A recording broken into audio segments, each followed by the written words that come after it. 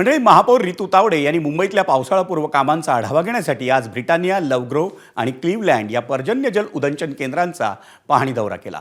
मुंबई भाजप अध्यक्ष अमित साटम, मुंबई उपनगरचे सहपालकमंत्री मंगलप्रभात लोढा, भाजपचे गटनेते गणेश खणकर, शिवसेनेचे गटनेते अमेय घोले यांच्यासह महापालिकेच्या विविध समित्यांचे अध्यक्ष या पाहणी दौऱ्यात त्यांच्यासोबत होते। आपण पाहूयात मुंबई भाजप अध्यक्ष अमित साटम यांनी पत्रकार परिषदेत नेमकी काय माहिती दिली।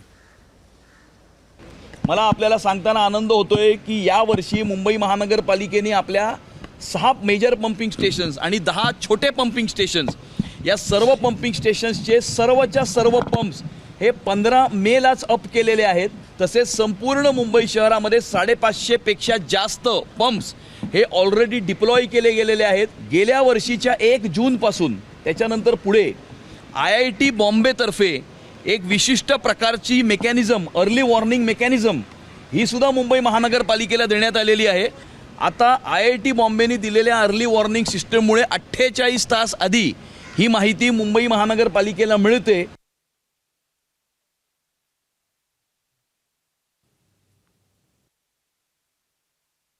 मुंबईची टोपोग्राफी ही अशी आहे की थोडा जरी पाऊस पडला तर काही सॉसर असलेल्या जागांमध्ये पाणी तुंबतं, ही सत्य स्थिती आहे।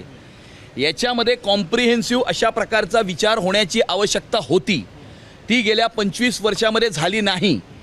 आणि त्यामुळे आता मुंबईच्या महानगरपालिकेने IIT बॉम्बेला ऑन बोर्ड घेऊन याचा सखोल अभ्यास करून एक कॉम्प्रिहेन्सिव्ह रिपोर्ट तयार केलेला आहे। त्या कॉम्प्रिहेन्सिव्ह रिपोर्टवरती कारवाई करण्यासाठी जो प्रोजेक्ट असेल त्या प्रोजेक्टचं फंडिंग हे केंद्र शासन करणार आहे।